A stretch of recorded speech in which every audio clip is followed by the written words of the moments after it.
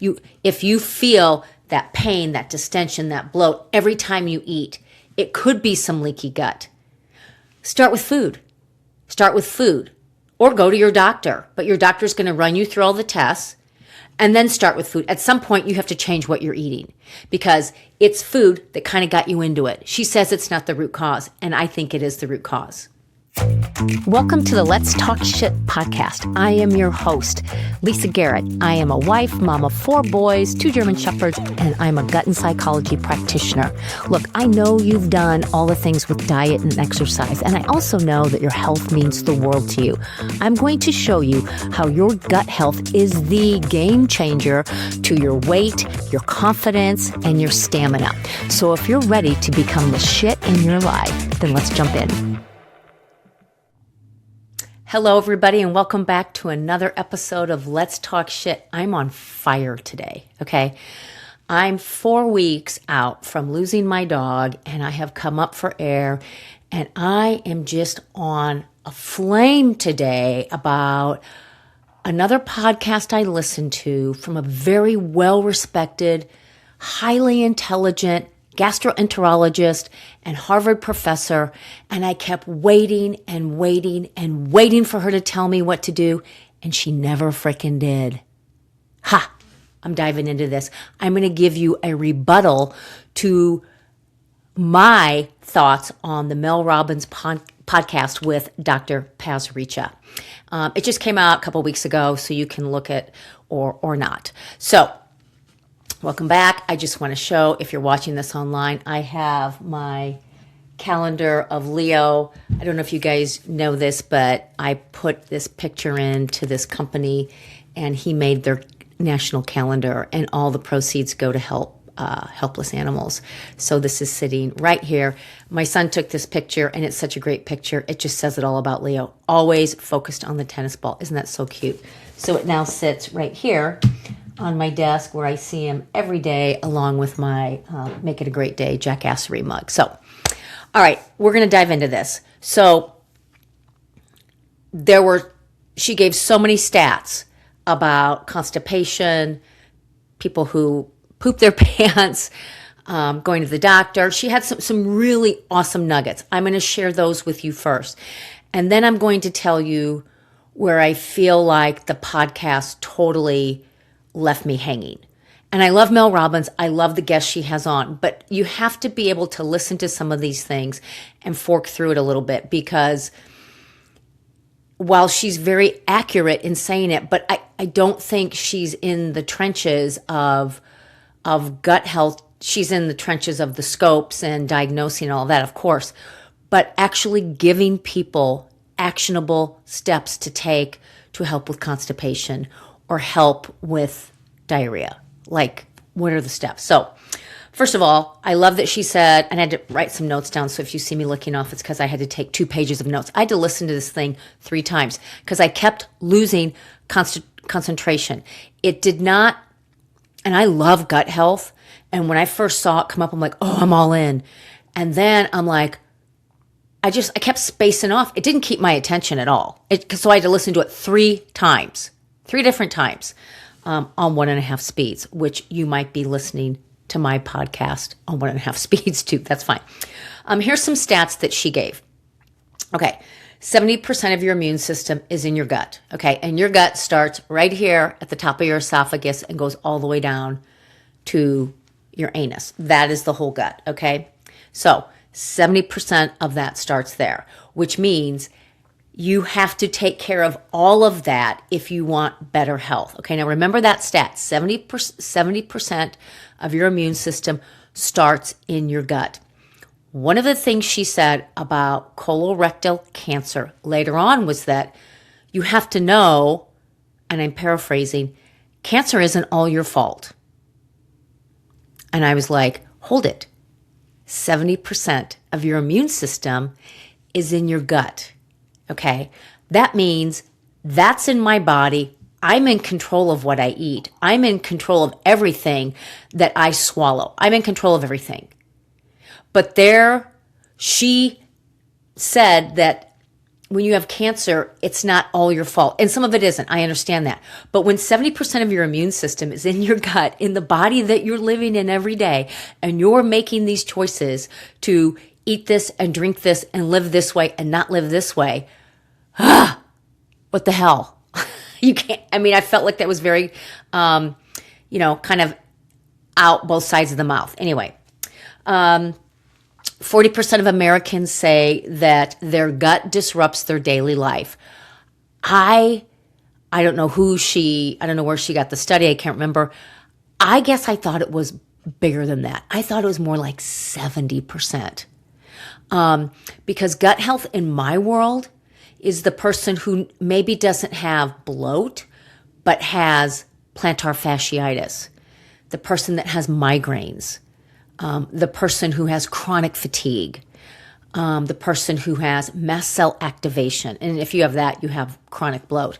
But I don't just sandwich people with just gas and bloat as gut people. That's one thing I market my program to, is people who are dealing with migraines or shoulder pain, hip pain, plantar fasciitis. I know I've shared this before. I worked with a nurse down in Texas, and 3 days into my program, she said she got out of bed and she said, Lisa, my heel doesn't hurt, or the arch of my foot doesn't hurt. I don't feel my plantar fasciitis. And my response was, I didn't know you had it. And she said, well, I didn't think it was part of my gut issue. So it is. So I think that percentage is actually higher, and that's why. 1 out of 4 people have IBS. Okay. Again, I think that's higher.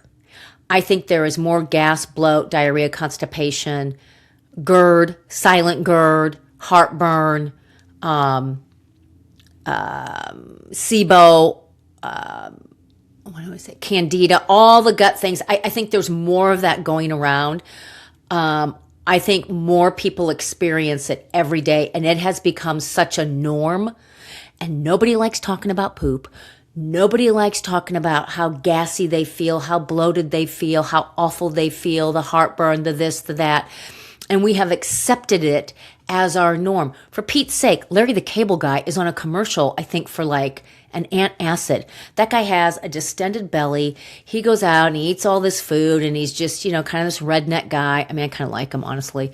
I don't know why, but I just kind of like the sound of his voice. But he looks like a heartburn just waiting to happen. And he's actually a spokesperson for an antacid. Okay, so I think it's more common, and I think that was downplayed. I think it was very specifically downplayed, and I'll tell you why in a second. I love how she said your gut is a brain, but what I don't like that she didn't say was your gut is your second brain. She said your gut is a brain because it's communicating through the vagus nerve to the brain in your head. Okay, so in my world we call it a second brain. Brain 1, brain 2, because, can you hear Rocky? He's going bananas, and I think it's an Amazon delivery. And you know what? It's not that bad because Leo is not here, sadly, and Leo would have been jumping on the flipping window. Listen to Rocky. He's trying to prove that he is now Sir Rocket, and he has taken the torch of the alpha male, protecting me as I record this podcast. I'm hoping he stops barking anytime. Anyway, the gut is the second brain. And so the gut is communicating with the brain all the time. And I have talked about this in a podcast, a masterclass, my Simply the Best group, about the HPA axis, the hypothalamus, pituitary, and adrenal glands, and how they communicate through this energetic communication, but it's also through the enteric system that runs along the vagus nerve. So it's a bunch of cells communicating. I mean, cells communicate. That much we know is true. But the HPA axis can be completely off. So when people say, I'm tired, I'm unmotivated, I'm depressed, I have anxiety versus that, and then they say like the pituitary, which is, I don't want to go exercise, or I can't handle the stress, or I can't make sense of this, or I can't focus. They all they all connect, okay? Adrenals are stress, pituitary, hypothalamus are all about cognition. So you bring those together, then you have this HPA axis, which if it's imbalanced, okay, and it becomes imbalanced because of what's going on in the gut, the second brain. Okay, she did say 80% of the signals between the gut and brain start in the gut. Okay, fact. And she talked about the gut feeling. So when you're like, let's say you walk into, I don't know, a party or something, you're like, I kind of have a funny feeling about this. She talked about that not being good or bad, but just being a feeling and just recognizing it. And I would agree, it doesn't always mean it's something bad. It just means you got that kind of butterflies in your stomach. That's that HPA axis that's telling you, trying to alert you about, something is a little, it's noticeable. For me, when I get that, I can tell the difference between my gut feelings. I can get an exhilarated gut feeling of, let's go, this is exciting, this is fun. Or I can get the, ooh, something's up, and I don't like the way I feel. It's giving me a message that this is, something's up. I always say something's up. And that is a very, call it a download, call it intuition, call it channeling, whatever you want to call it, but it's still a signal that you're getting in your gut. If you don't have either one of those, you're not paying attention to your body. You're not. And the other thing is, when your HPA axis or that gut feeling is infiltrated with shitty foods and gut biome looks more like weeds in desert versus flowers and spring grass, which I know I've talked about before too, then you don't get those clear messages. So in my line of work, it is absolutely imperative that I take good care of myself, that I eat well, hydrate well, sleep well, because I have to be the eyes on my client's road a lot of the time. And I can't give direction and clarity if I don't have the clarity for them, because they're the ones who are trying to make the changes to have the clarity that I have, right? And to make the habit changes and all of that. So this is where the better you eat, the better you live, the better that HPA access is, and the more clear that gut feeling gives you. Okay, does that make sense? So kind of keep that going. Constipation. She said 1 and 3 people are constipated. Yeah, sure. I mean, I don't know where she's getting her stats. Fine. I don't have any to compare. So I would say yes. I would say about, that's 30%. I think it's higher, 1 in 3. And she said, and of the 1 in 3, one of those people has a mechanics issue. In other words, it's how you're going to the bathroom is how I understood it. And she said it's called biofeedback, which is, I don't know, maybe I didn't hear this correctly. I only listened to it 3 freaking times and I still couldn't. I don't know. I start hearing some of this stuff. I'm like, get me out of here. She called it biofeedback or the pelvic floor therapy. And she talked about the mechanics issue being as simple as when you sit down to go to the bathroom, when you're constipated, bringing your knees up higher. So it's the squatty potty. It's putting something under your feet so that your knees are higher than your hips, allowing for your mechanics to naturally tuck under, and then you can go, that makes sense. And I don't see anything wrong with that. But constipation is so much freaking bigger than that. And if that's 1 person out of 3, what about everybody else who can't go? If it was as easy as a mechanics issue or pelvic floor, because I have worked with clients who have been constipated for decades, and I'm telling you, they have tried everything under the sun to go to the bathroom. Every supplement, every mechanical thing. She even talked about wearing stilettos into the bathroom so that your heels are up higher. I thought that was kind of funny. Pelvic floor, they've done that whole thing. They've done acupuncture. They've done every fiber pill. They've done it all. And yet they still cannot go every day. Okay. That means this is all bigger than, hang on, I gotta check my mic. Yeah, we're good. That means this is all bigger than just a mechanic issue. And again, I think she missed the mark on this, or she doesn't want to talk about it. She has a book out now, something about poop. I can't remember. I'm not going to promote her book, but maybe she goes into it there, maybe. But she said, raising your knees above your waist 9 times out of 10 fixes the problem. If that was the problem, I probably wouldn't have a job.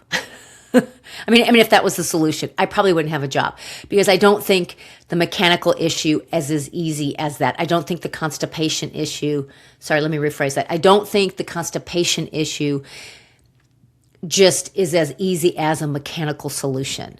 That's what I meant to say. Okay. She talked about going to the bathroom, and then Mel Robbins said, how long should you be in the bathroom? She said, less than 5 minutes. Totally agree. She even brought up the cell phone, how people go in with their cell phones and they're scrolling and scrolling and scrolling on their phone. I always tell my clients, don't take a magazine in there. Don't take a phone in there, because when you walk in with your phone, you are telling your body, I'm going to be in here a while. I'm going to get comfortable. I'm going to look at my phone until, business happens. Well, here's the thing. You have to focus on the business. You have to focus on the business of going. And if you have your phone or you have a magazine or a book, you are no longer focused on the task at hand.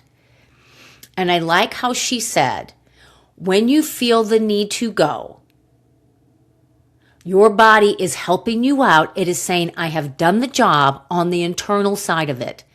It's your job to sit your ass down on a toilet and go.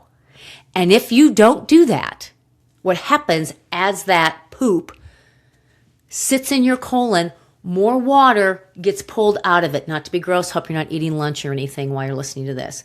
The more water that comes out of that stool, the harder the stool is to eliminate. So people don't go to the bathroom at work. They won't go on an airplane. They won't go at somebody's house. They won't go wherever, because they're embarrassed. My suggestion is, when you feel the need, go. Take the cue from the body and go. And that's pretty much what she said too. And this is what I've talked to my clients about. Do not take your phone with you. Don't take a book or a magazine. I know I've said this before. My father used to call the bathroom the library at our house. I'm going to the library. There were no magazines in there, but he would just say that. Because going to the bathroom, pooping should be an in and out job. Go in, go to the bathroom, you leave. It's like clockwork. It's effortless. You feel emptied out. It's not a struggle. You don't have to do squatty potties. You don't have to wear your stilettos in there. You don't have to bring your knees up to your chest before. You don't have to do all this stuff to do something natural. Okay? She talked about bloat, distension, feeling very gassy. That was a common complaint. Constipation and bloat are the two things that she sees the most in her office. Totally can see that happening. People are fine in the morning, and they eat something, and then by lunch or whatever, they're bloated and gassy, right? Has it happened to you? Yeah, I think it's happened to all of us. But if you have gut issues like SIBO or Crohn's or celiac, candida, heartburn. Some of these things, or you have a gallbladder issue, some of these things, you can eat one morsel of food and before you know it, you have this distended, like, Prego belly. That's what I call it, Prego belly. It's hard, uncomfortable. You have to unbutton your pants. You're like, oh, I just can't sit anymore. It just causes all this discomfort. So she talked about how anxiety and depression fuel it, but she doesn't feel that it's the primary cause. Now, in my world, when people have anxiety and depression, I see that as a challenge of, okay, let's get your gut right and see if we can produce more dopamine and all of your healthy neurotransmitters, serotonin, so that you can feel better in a few days. I'm not saying it's the cure-all to all of your anxiety and depression, but when you have anxiety and depression and you change what you eat, you do feel better. I'm just going to say that. I've worked with too many clients to not say that. And I'm not telling anyone to not see a doctor for meds, or I'm not telling anyone to stop any meds. But I've also worked with people that are on meds and they just stop taking their meds, which I do not advise and I never suggest. And I tell them, go back to your doctor, tell them you stopped taking them, make an appointment today. And I noted in their document that I did not tell them. They agree to it, they initial it, because I'm not touching that with a 10-foot pole. It's not my scope. No pun intended. But anxiety and depression can absolutely be helped with your diet. If you have either one of those, I'm not saying that you don't need a medication, but it would be most helpful that if you were on those medications, that you eat extremely well. You are no longer part of the standard American diet that can eat whatever the hell you want. Because if you want to function as your better self without being compromised with anxiety and depression, you have to eat good.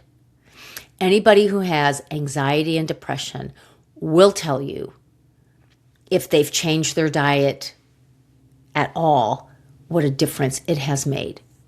Because it's a biological response. And if you don't feel it and you don't notice it, then you're just not aware. Okay. I feel like I have some intruders. I do.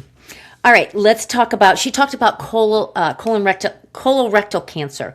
And there are 4 things to watch out for, which I thought this was really, really helpful. And these are signs that you never, ever ignore. Number 1, when your poop changes and you haven't really changed your diet.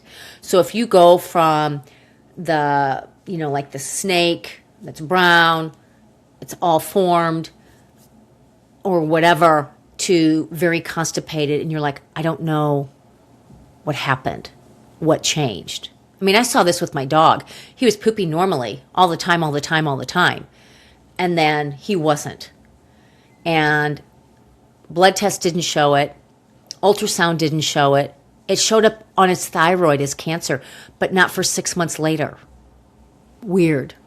It took a while to show up, but that was the first sign. I was like, something's up. Dogs should not be constipated. So when your poop changes, like overnight, do not wait. Go to the doctor. Take in a poop sample if you have to, but do not wait. The second thing she talked about was abdominal pain. So if you don't have pain and you do, see the doctor. Anemia. This was an eye-opener for me. This was scary because if you've ever been anemic, then you know that you don't have your hemoglobin cells are shrinking. They don't carry enough oxygen, and that can be a problem. And mostly women have anemia than men. I was anemic for 20 years. I'm not anymore, but I was. And she talked about taking iron pills with fiber. Not my thing. I did it. I didn't take fiber, but I definitely took iron pills. And they did constipate me. Yeah, because you can't take iron and not be constipated. I have a solution to that, and it's not an iron pill. And then rectal bleeding. So any of those things, changes in your poop, abdominal pain, rectal bleeding, or anemia, go see your doctor. Okay, I thought that was a really, really, really, really good tip. Okay, page 2. She talked about how cancer wasn't your fault, and I know I talked about the immune system. There are things you can do in cancer prevention, and one of the biggest things you can do is support your immune system. I just talked about anemia. There is a supplement by Standard Process called Ferro Food, Ferr Food. It has all the plant and animal parts that help your cells generate more hemoglobin. And there is some iron in it, but it's parts of the animal that contain iron. Okay, so you're eating plant and animal parts that are high in iron and has plenty of vitamin C, because you need vitamin C for iron absorption. And a very wise internal medicine chief told me that, my gosh, what am I, 60? 40 years ago he told me that. He knew enough about nutrition to tell me that I don't know if a lot of physicians, this one is saying eat fiber makes sense, but she didn't say anything about, if you have anemia, what to do, okay? But farrow food is very, very good. And I take it every day. I've been taking it for probably 10 years. I took it in the beginning for anemia, but now I take it for immune health because 70% of your immune system is in your gut. And if you take care of your immune system, that is the one thing you can do to fight cancer. To keep cancer at bay is take care of your immune system. From the top of your throat to your butt, that's your gut. 70% of your immune system sits right inside of that. So why not take something for immunities every single day? Why not? That's part of taking care of yourself. Okay. And then I thought this was funny. She said cancer wasn't all your fault, which is true. And she said, it just can't be processed food. And then Mel Robbins says, how can it not be? And she starts laughing and she gets this kind of odd smile on her face, like, how can it not be? Like, she asked the question I was thinking, how can it not be? How can you tell me that processed food is not a main culprit? It's the reason why people are bloated and gassy and constipated and have diarrhea and can't poop anyway. It doesn't matter if your knees are above your chest. It happened long before that. And then she gives this stat of, what was it? Please hold. 1 out of 4 people are constipated. And she said, everybody thinks you have to go to the bathroom once every day. She said, she basically said, that's not the only way. She goes, they took a poll, or they had a study of how often Americans were going to the bathroom. Some were going every day. Some were going a couple times a day. Some were going once every 3 days. They took the average. So now her thing was, you're okay if you're going once a day or you're going once every 3 days or anything in between. And I'm like, what? You're a gastroenterologist. What? That is not okay. That is not how the body wants to work. What comes in must go out. Watch a dog. How many times a day does your dog poop? Once or twice? They have a really fast digestive system. Okay. They eat and things just fly through it. Their life is fast. Digestion is fast. They age fast because they don't live as long. Ours doesn't work that fast. But a dog, if your dog didn't go to the bathroom for 3 days, wouldn't you be taking your dog to the vet? I mean, the second I noticed Leo not going, I was like, whoa, what's going on here? I ran him right to the vet. A dog should not be constipated. Neither should you. That is not normal. And it pisses me off that she gave that okay of once a day or once every 3 days. I say no. That is not helping your immune system. That is not helping your chances of outrunning colorectal cancer. It's not. It's not how the body wants to work. What comes in must go out. And it's all that you cannot use that needs to get gone. And the longer that poop sits in your colon, the water gets pulled out. It gets harder, like I said, turns into the rabbit pebbles. Then you get hemorrhoids because you're trying to go to the bathroom. You're wasting time in there. Your quality of life suffers. You're stressed out. You're inflamed. You can't sleep. It's the inflammation of this stool that is now turning into really bad bacteria because it's stuck to the colon walls, and the bad bacteria is leaching up through the body. People who are constipated also have bad breath. Sorry. Because it's the fumes from the poop that isn't going, that is coming up through the gut the other way. That's what happens. Not to be gross, but I had to. Okay. She said cancer was a combination of processed foods, alcohol, and pollution and environmental. Okay, I agree with all that. There's stuff we can't control. I don't put chemicals on our yard because our dog is back there, but my neighbors do. So when it rains, it all runs down here. I can't stop that. I can't stop the air pollution that's out there. There's the microplastics that's in everything. I don't know if she goes into all this. So all in all, even though there are things we cannot help, okay, we can't help, what we can do is drink better water that has less toxins, get a filter of some sort on your water filtration to block out some of those toxins, get your water tested to make sure that it is in fact cleaner than you think it is. Just, an Amazon filter or a pitcher doesn't mean you're getting a lot of stuff out. Like, get it tested. Number 2, buy better food. Because when something says organic and non-GMO together on the label, that means it's not grown with all the pesticides. You want to avoid that. And number 3, take care of your immune system every day. And I have a whole podcast on that. It's getting natural light. It's eating really good food. It's drinking plenty of water. It's getting your electrolytes through natural sources like Celtic salt, real salt, or Baja salt. It's sweating. It's sleeping 8 hours a night. It's moving your body every day. If you are not moving your body every day, that is a key piece to your immune system. It helps circulation. It helps you go to the bathroom too. You have to drain the lymph system, okay? And just how you eat. Things that you eat, eating plenty of greens and reds and purples in your diet, and meat that doesn't have steroids. And keeping your blood sugar in check. Your immune system is your best defense against cancers. So I don't know if she goes into that in the book, but I wanted to bring that up. She did have some visuals, I guess. The staff, Mel Robbins' staff, took some Play-Doh and they actually molded, what looks like poop. It looked real. You can find the same thing in the Bristol stool chart. So she went into that. She went into the colors, and, you can listen to that. I'm not going to talk about the colors. Talked about corn, and Mel Robbins said, why can't you, I see corn in my poop. Why is that? Well, because it's a fiber. It's an insoluble fiber. We can't break it down. You can chew it, but it doesn't get broken down.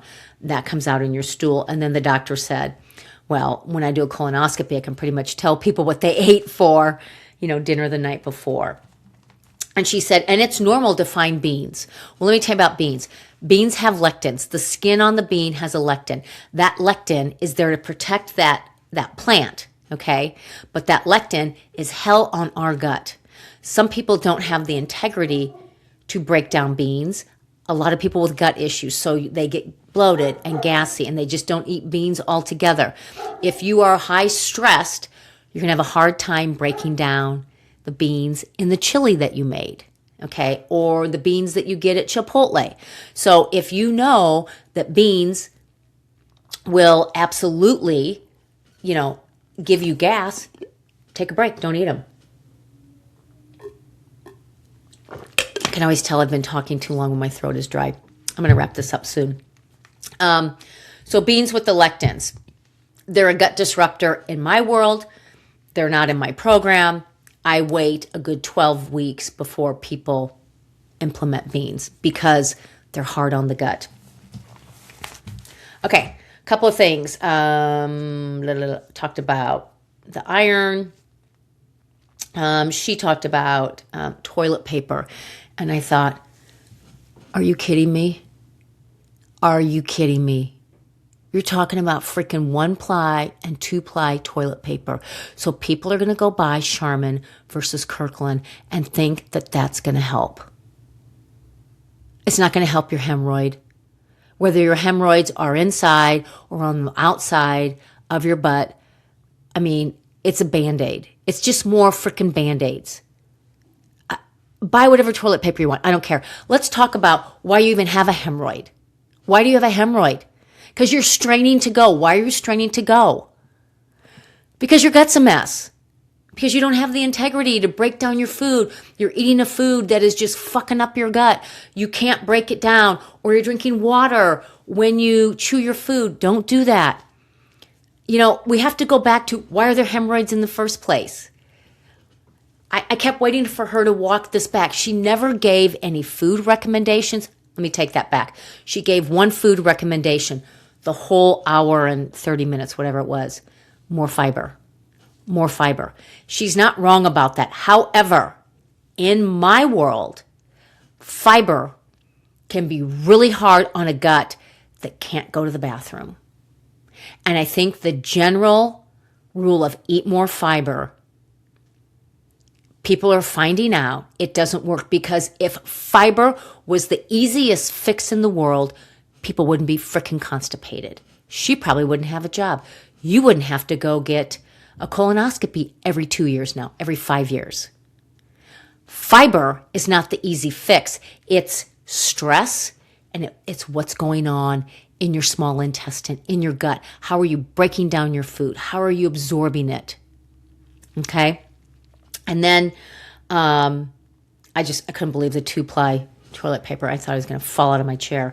And then she talked about 2 things. The gut health myths on the internet. One is leaky gut, and I thought, okay, let's go. This is what fired me up. Let's go, let's go, let's go. And she said, first of all, if you don't know what leaky gut is, it's the junctions that surround the small intestine. So it's like a wall. Well, these junctions should be tight. So when you eat an apple, it comes down, swallow it, goes down into the small intestine, right? And then there's, you have this chyme at the bottom, this, hydrochloric acid, which breaks down the apple to a liquid called chyme, breaks it down, and then peristalsis, this movement starts to kick in, which pushes the undigested apple, the unused part that you can't use, onto the large intestine. Meanwhile, the small intestine absorbs all the nutrients from the apple. So the malic acid and the vitamin C and fiber and all of that. Well, what happens is if those junctions are open a little bit, some of the apple can slip through into the bloodstream, and the body doesn't like that. That is the leaky gut that she's talking about. I've talked about it several times. She talked about stress. She talked about stress and food being the 2 culprits that, can give us leaky gut multiple times a day. Well, I think you either have it or you don't. Most people have a certain amount of leaky gut, and she did say that. She said, but when people talk about brain fog, bloat, and they conclude that you have leaky gut, her point was, don't just take it as leaky gut. There might be something bigger going on, so go see a gastroenterologist. I'm not opposed to that. However, if you can do some food changes that help with clarity and help you poop that type 4 on the Bristol and don't give you bloat and gas, and you can do that every day, then you may have found your culprit in a food. She never talked about food sensitivities. Never said one thing about it. The only food recommendation she gave was eat more fiber. Okay? And her suggestion, she said, and I'm going to quote her, leaky gut, that's not the root cause. I beg to differ. It is the root cause. I have seen studies on it being the root cause to celiac and Crohn's. 2 studies I've seen. Maybe they're not the studies she has seen. But leaky gut is where it starts, because that's where the food drops down into the small intestine. And she knows that. But she doesn't want people thinking they can fix leaky gut, because here's the thing. They can't test for leaky gut, and they cannot treat it. That's why she doesn't like that. They can't test for it. They can't treat it. I will say this. I like how she said, if you let this, quote, leaky gut go long and you have something seriously wrong, you could potentially be putting yourself in a category of, a chronic disease you don't want to be in. So if you feel that pain, that distension, that bloat every time you eat, it could be some leaky gut. Start with food.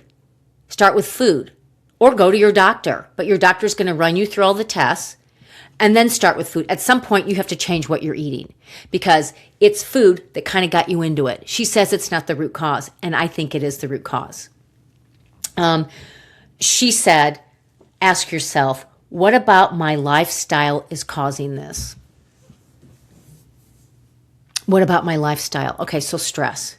So stress and the gut go hand in hand.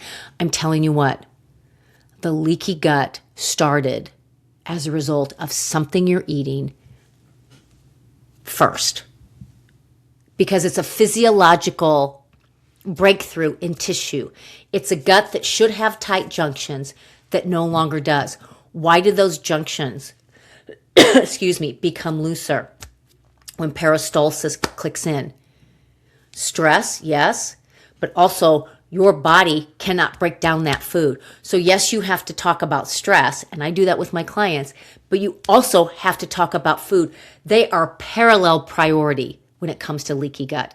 That's why in Simply the Best, we do food and habits. You have to pair them together. They have to be the double priority. But she is saying, what about my lifestyle? Okay. And she doesn't want people to miss a medical diagnosis. That makes sense.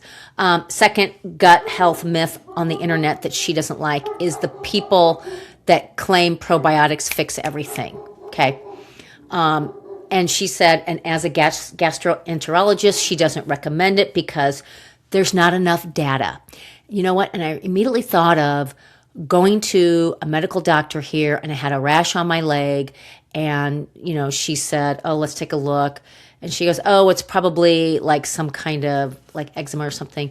I said, well, it's better because, I think I was getting sloppy with my diet, and I take turmeric. And she said to me, there are no studies that prove that turmeric can lower inflammation. I said, well, I'm kind of the living proof right now because I don't have the rash anymore. And I've been taking turmeric. Turmeric Forte from Standard Process's sister company, MediHerb. If you want it, DM me. It's a great supplement. You don't have to take a lot. I take 2 every day and that's it. So she said, what you need is more fiber in the gut. Fiber through fruits and veggies. And she mentioned fermented foods one time in an hour and a half. One time. I thought, come on, you know better. You know better. You don't want to say because you want people coming to get their scopes and you want them to be on schedule with you. I understand that. But still, there are things people could be doing at home right now. And the takeaway that people are going to have from this episode is I have to buy better toilet paper and I have to eat more fruits and vegetables, which most people don't want to eat more fruits and vegetables because when you're eating Doritos and Jimmy John's and pizza and beer and fries and wine and Starbucks coffee, when you're doing that, fruits and vegetables don't frickin' sound good. She didn't give people a whole lot of actionable steps to take today for supporting your immune system, which is 70% in your gut. She didn't give solutions for pooping. She talked about moving your knees up and that was it, and more fiber. And if it was that easy, I wouldn't have a job because people have already done that. That's why they come to me. They're like, I've had a scope done, nothing's wrong. This, my blood labs, and I still can't poop. Or I've been pooping. My favorite testimony was a woman who couldn't go to the bathroom for 30 years and had done every scope test, used every kind of PT that there was, and came into my program and is going to the bathroom. Hey, I'm not telling her to wear her stilettos into the frickin' bathroom. I didn't tell her to use a squatty potty. We flipped her gut biome with food. Okay. And then Mel Robbins asked her this question, which I loved. Tell me the one thing that you stopped doing for your own gut health and you found it to be remarkably helpful. And she said she stopped trying to get all the fiber in her diet every day. And so what she takes is psyllium. She said, I'm a mom, I have 3 jobs, I work a lot, I'm married, I couldn't get all the fiber in. She goes, and the only way to get this in as a shortcut was to take psyllium because she doesn't have any extra time. And psyllium is a fiber supplement. Look it up. I've taken people off fiber supplements, and guess what? Their guts get better. So I think that right there, I would not suggest taking a fiber supplement. I think you're going to find yourself in a world of shit, no pun intended. But let me just say this. If you're not sure what to do, go to your doctor. If you feel safe doing that first, do that first. Let them determine that everything is okay, because you have to change your food at some point. If you are not pooping every day, I don't believe in the 3 days. I think that's nonsense. I think you're setting yourself up for further chronic disease, further inflammation, weight gain. This is why people get fat and they don't know, I'm not hardly eating. They're inflamed. I can put people on a program and in the first 3 days, they feel better. Here's an example. I have a new person on my program right now. She has what's called silent GERD. You don't get all the burning, but you feel like there's a lump in your throat every time you eat. You feel like your esophagus is narrowing. The only medical treatment is for them to put you out, and they go in and they stretch your esophagus. Stretch it.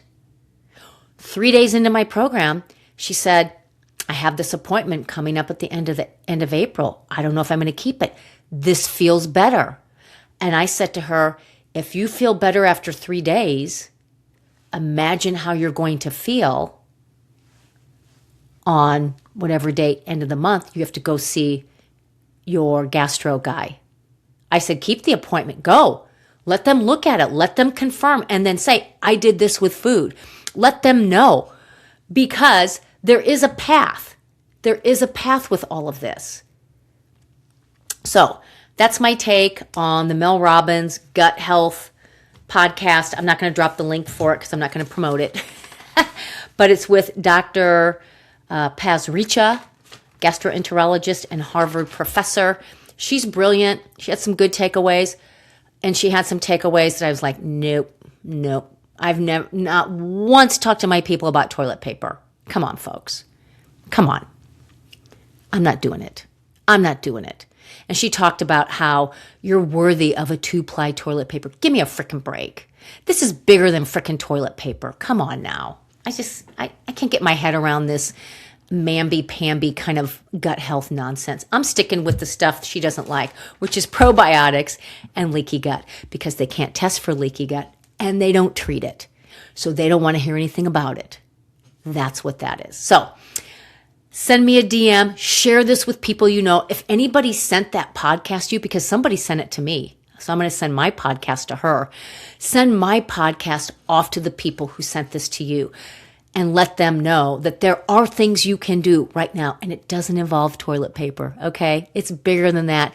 Your gut matters. It is your second brain. You need both brains working in tandem all the time, and you need them working well so you have the best quality life you can live, okay? I hope this landed with you. Let me know. Send me a review. Send me a DM, and make some shit happen in your life. You have to. It's what your body wants to do. Until next time.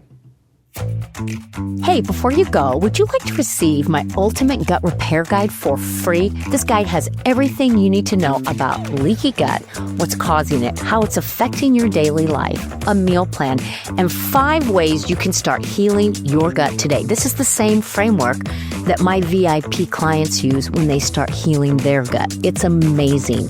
All you have to do is leave an honest review of Let's Talk Shit, screenshot it, share it to your Instagram stories, and tag me at Lisa Garrett Nutrition. I hope today's episode inspired you to make some shit happen in your life, because you're freaking awesome. And I cannot wait to connect with you next time on Let's Talk Shit.